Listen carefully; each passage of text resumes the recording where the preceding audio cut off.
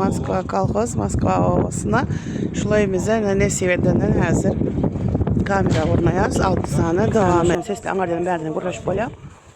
Жестко теск тюнер, 4 tane unlu kamera. Seydi per kablo, kropkoda akkurat deyip ne bilitlerimiz gülteke deyip yerleştirdik. Staylarını önce öğün içine.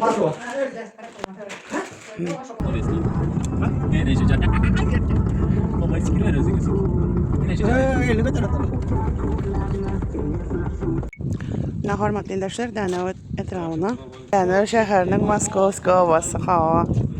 Moskva kolxoz, Moskva ovasına şulayımıza Nesiver'den hazır kamera ornayaz 6 tane devam edeceğiz. Ne hormatlı arkadaşlar, bir komplektimiz ne şu? 2 tane sesli angardan berden kurlaş bola. Жестко теск тюнер, 4 tane unlu kamera. 100 metre. Şu komplektin içinde 100 metre kabel giriyor. Devam edeceğiz. Hazır abzorlarım göz geçeriz. Hormatlı arkadaşlar, bir kameramızın kurlaşılan kamera. Ben bulam yine de şu müşterimizin штайк gazetinin komnatına koyduk. Şu tarafları falan alıp duruyor. Hem kurlaşıp bile atronlarla.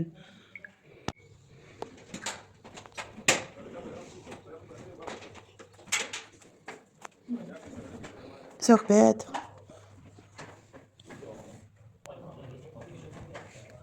Sohbet.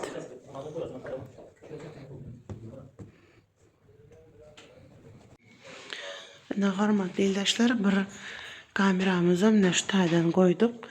Şu tarafa abzor edeceğini. Müşterimizin verandasına. Prixoşkası yani.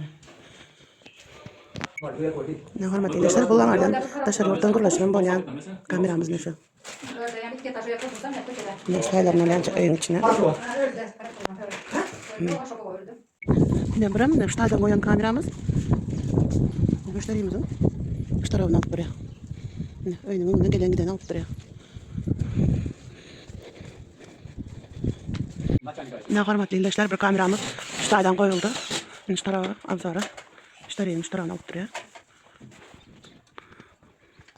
Şey deyip ver kablo, kropkoda akkurat deyip ne bilitlerimiz gülteke deyip yerleştirdik. Allah'ım usulü için o ne mi dedi? Dağıdıp veriyor.